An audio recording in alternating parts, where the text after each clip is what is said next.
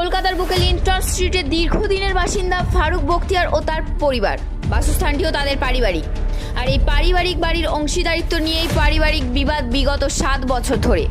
ফারুক বখতিয়ারের পারিবারিক ভাই মফসির আলম এবং জাফর দিনের পর দিন মিথ্যা প্রতিশ্রুতি ও প্রতারণার মাধ্যমে ঠকিয়ে আসছিলেন বলে অভিযোগ ফারুক বখতিয়ারের।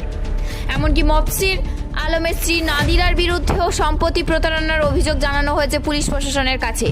শুধু এখানেই নয়, জনবসতিপূর্ণ বাড়িটির ছাদে জামা কাপড় রং করবার কারখানা চালান বলে অভিযোগ মফসির আলমের নামে। যদিও এই কারখানা চালানোর জন্য কোনো রকম সরকারি ও আইনত নথিপত্র নেই বলেই জানা যায় এলাকা সূত্রে। ফারুক বখতিয়ারের আরও অভিযোগ, মফসির আলম ও তার স্ত্রী নাদিরা এবং জাফর এলাকার কিছু দুষ্কৃতীদের নিয়ে তার ভাই এবং পরিবারকে ভয় দেখাচ্ছেন। এমনকি মানসিক ও শারীরিক অত্যাচার করে পারিবারিক বাড়িটির কাগজপত্র কেড়ে নেয়, এরকমটাই অভিযোগ করছেন। এই মর্মে অভিযোগ জানানো হয়েছে মুখ্যমন্ত্রী মমতা বন্দ্যোপাধ্যায়, মন্ত্রী চন্দ্রিমা ভট্টাচার্য এবং দমকল মন্ত্রী শ্রী সুজিত বসুর কাছে। বেনিয়াপুকুর থানার সূত্রের খবর, মফসির আলম ও জাফর এদের বিরুদ্ধে ফৌজদারি মামলার তদন্ত দীর্ঘদিন ধরেই চলছে। পাশাপাশি এই ঘটনাটিকেও পর্যবেক্ষণে রাখা হয়েছে। अस्सलाम वालेकुम। देखिए, हमारा साथ है जो मतलब कि हमारा भाई मतलब कि हमारा तकलीफ मतलब जो चीज़ बोलने के बाद हर पेपर हमसे ले लिया उसका वाइफ, तब हमको कुछ खिला उला करके हमारा दिमागी ये ख़राब कर के। भाई का नाम बताइए, आपका भाई का नाम क्या है? फारूक मबशीर आलम। घर का पेपर, बिल्डिंग का पेपर लिया, लेने के बाद अकेला कब किया कुछ बताया नहीं हमको। जब हमारा घर वाला पूरा समझो कि ठीक किया करने के बाद फिर जब हम बोला क्या हुआ ऐसा, बोले हाँ एक काम किया हम बना लिए हैं। बनाने के बाद समझो कि फिर बोल रहा उसमें हमारा 2 भाई का था हिस्सा।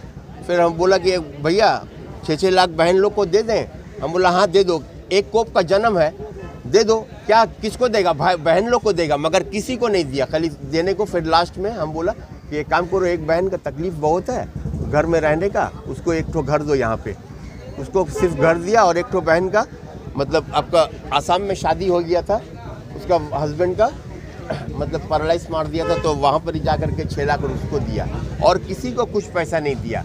और जबकि 45 में बात किया, सभी चीज़ सभी कागज़ वगैरह सब उसी का हैंड ओवर ले लिया है। क्या समझे?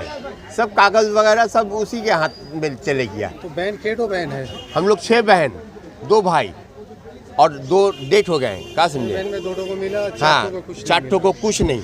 और 4 को कुछ नहीं मतलब कि क्या चीज़, वो ऑलरेडी तो सिर्फ पूरा हम ही लोग का था, माँ का हिस्सा में मतलब कि था उन लोग का। फिर भी हमको बोला कि बहन लोग को दे देंगे बाजी भैया। हम बोला हाँ दे दो, सब 6-6 लाख रुपया करके दे दो, मगर दिया नहीं किसी को। अभी आप क्या चाहते हैं? और हम यही चाह रहे हैं, जो चीज़ हमारा मतलब कि नहीं दिया है वो चीज़ हमारे हैंड ओवर अब करे। बहुत दिन तक तो इंतज़ार किए ना, अब कितना दिन इंतज़ार करेंगे बताइए?